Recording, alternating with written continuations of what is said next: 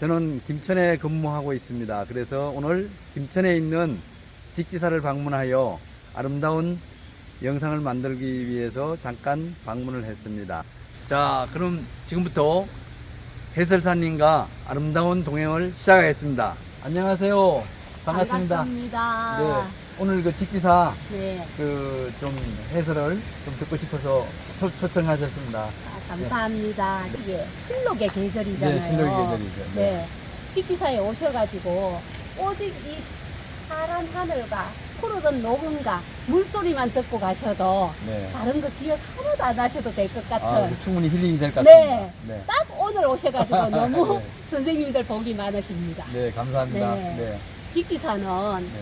거의 2000년, 1600년이 넘는 시간 동안 네. 이 직지라는 사명과 사세가 한 번도 기울어지지 않고 지금까지 유지해 온 그런 사찰로서 예. 그럼 1600년 동안의 세월이 있었다면 네. 그동안 얼마나 많은 이름 있는 사람과 고성대석들이 네. 여기에 자취를 남기고 갔겠습니까?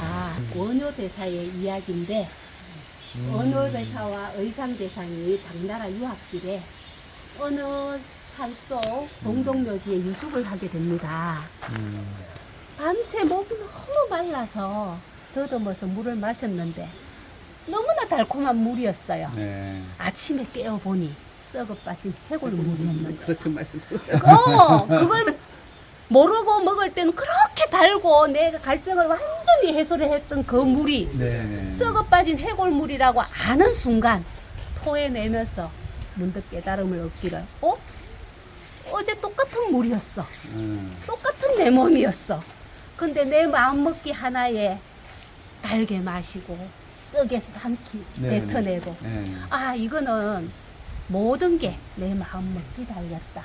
네. 몸과 마음도 그래서 일치의 유심자라는 그런 그림인데 요게 직지사의 사명과 관련된 그런 일화라고 저는 봅니다. 예. 직지인심 견성성불이거든요. 네. 이거는 무슨 뜻이냐 하면 모든 것은 문자에 있지 않고 네. 직지인심, 내 마음을 똑바로 보면 누구나 부처가 될 수가 있고 성불을 이룰 수 있다는 네. 그런 직지사의 뜻이 그대로 담겨 있지 네. 않나 이 생각을 네. 합니다. 금강문은 어떤 적이냐 하면 힘이 센 역사 두 분이 계시는 곳이에요. 건강 역사 두 분이 계시는데 이분들은 이 사찰에 들어오는 사악한 기운을 쫓아내는 힘센 역사에 우리가 뭐 역사라고 장사라고 네, 하잖아요. 물도랑이 있습니다. 네, 저 분의 전체를 저 안에도 들어가면 이 물도랑이 있는데 이게 계곡물을 끌어들여서 사찰을 오게 했는데 이게는 어떤 역할을 하면 우리 마음을 씻고 건드라 이런 뜻이 있는 세심천이기도 하고요. 네, 세심천이기도 하고 이게 사찰은 목조 건축이잖아요. 이게 석도나 이런 조절을 하는 그런 역할도 한다고 합니다. 네, 이 사찰은 잘 보시면 누구든지 좋은 터라고 말씀을 하세요. 그죠? 근데 직지사는 또 어떤 풍수적인 이야기가 있냐 하면 대웅전 바로 뒤에 보면 작은 봉우리가 보이죠. 저기가 정종 임금의 태를 모셨던 태봉입니다. 이게 태를 모셨다고 하는 것은 일등지의 길지라는 얘기거든요. 옛날 조선시대에 아기가 태어나기 몇 달 전부터 전국의 태실지를 찾아다닙니다. 그래서 1, 2, 3등급을 모아놨다가 1등지에는 왕자가, 2등지에는 군, 3등지에는 옹주나 공주들 이렇게 태를 매장을 하는데 왕이 되면 처음에는 아기씨 태실이라고 해서 묻어놨다가 왕이 되면 또 특별한 길지로 또 옮깁니다. 여기가 2대 임금, 정종 임금의 태를 모셨던 태봉이고 사두혈이라고 합니다.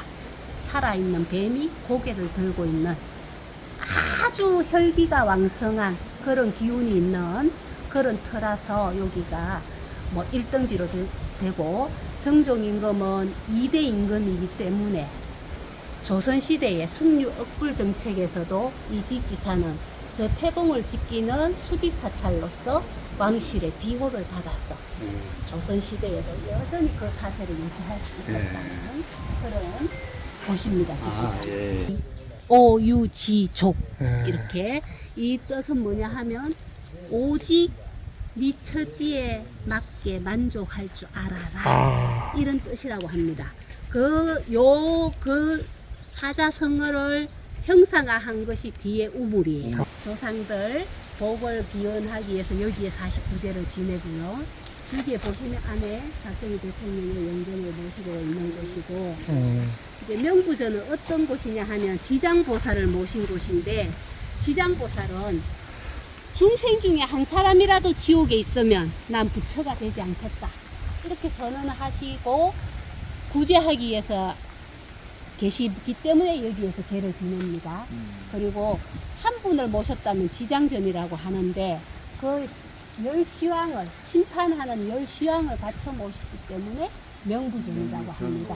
예, 명부전인데 여기 양쪽 벽에다가 그 지옥도를 그려놨습니다. 얼마 전에 제가 초등학교 3학년 애들을 해설을 했는데 이런 모습이다 얘기를 했더니 아 너무 웃겨요. 얘네들이 뭐라고 하는가 하면 네.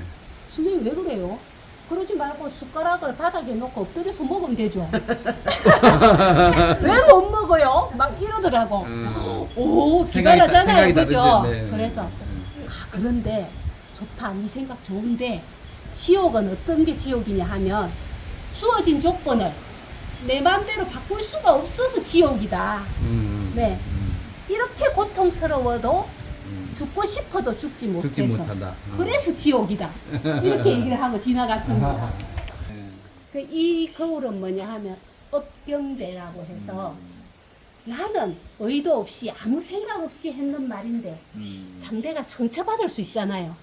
그런 것까지 여기에 비추면 나온답니다. 미처 내가 알지 못하는 죄까지.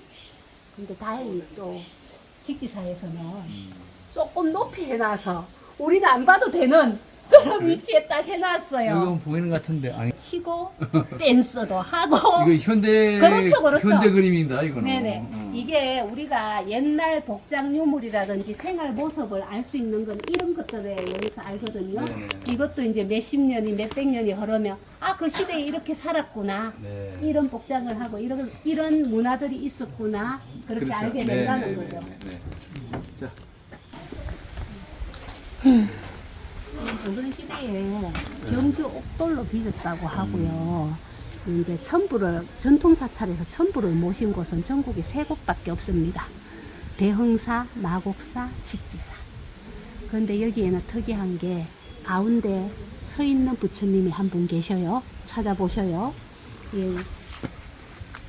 첫눈에 발견을 하면 아들을 낳는다는 그런 설이 있어서 옛날에 첫 아들 무조건 낳아야 되는 70년대가 있었잖아요. 네. 이 법당을 새로 정축을 하고 산문을 지을 때 개살구 나무가 만약에 이렇게 있으면 잘라내잖아요. 그렇죠. 그런데 그 스님이 뭐라고 하셨냐 하면 네가 먼저 이 틀을 잡았다. 그러니 네 틀을 내가 뺏을 수 없으니 니는 거 있어라 하고 저 룰을 세웠거든요. 그런데 그 다음에 박정희 대통령이 방문하셔서 내 어릴 때 이거 많이 타고 놀았다 아이가 이렇게 된 거예요. 그러니 더 없애지 못하는 거죠. 이 옛날 그 자리에 그 사건들을 다 지켜보면서 이 자리에 있습니다. 올라온대요. 그래서 우리가 도를 통해도 한순간에 통한다는 거 아니겠어요. 그런데 우리가 한경이라는 불교 경전 중에 굉장히 깊고 어려운 경전이 있는데 그거는 뭐 글자가 2조 몇 자리예요. 근데 그거를 210자로 딱 추가한 것을 여기 미로로다가 예, 흔히 미로라고 하죠. 54각으로 만들어서 이거는 입구가 있어야 되는데 원래는 가운데에서 시작을 합니다. 가운데에서 시작을 해야 되는데 가운데를 들어가야 되니까 입구는 만들어 놨습니다.